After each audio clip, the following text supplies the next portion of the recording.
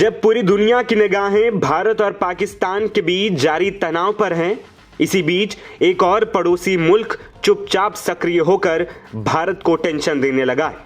दरअसल ये दोनों देश पड़ोसी बांग्लादेश और चीन हैं।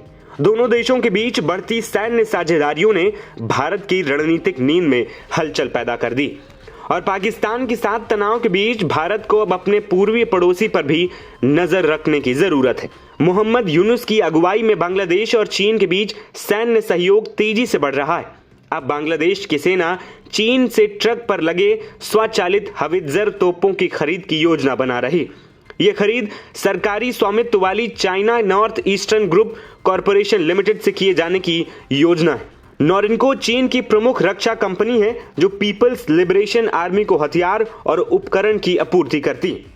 बांग्लादेश की सेना के अधिकारियों का 7 सदस्यीय दल 25 मई रविवार को चीन की 4 दिवसीय यात्रा पर रवाना हो चुका है। इसकी अगुवाई एक मेजर जनरल रैंक के अधिकारी कर रहे हैं।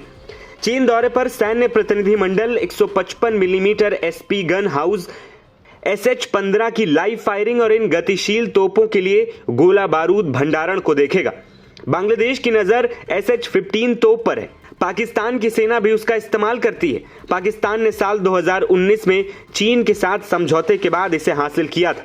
अब इस तोप को हासिल करने की बांग्लादेश भी योजना बना रहा है।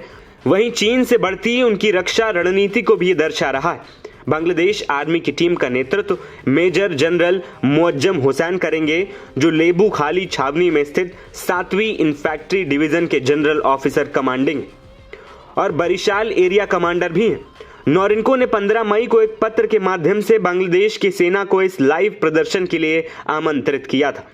SH-15 की बात करें तो यह टाइप व्हीकल 155 मिलीमीटर तोप चीनी रक्षा कंपनी का नया हथियार है।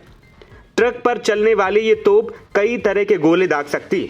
इसके अलावा हवित्जर एक स्वचालित फायर कंट्रोल सिस्टम से भी लैस है। SH-15 PC का पूरा लड़ाकू वजन 25 टन है, जो किसी भी मध्यम वजन वाले परिवहन विमान कार्गो क्षमता के भीतर है। इन हवित्जर को इल्यूशन 78 जैसे परिवहन विमानों का उपयोग करके आसानी से एयरलिफ्ट किया जा सकता है। यह हथियार बेहद खतरनाक माना जाता है।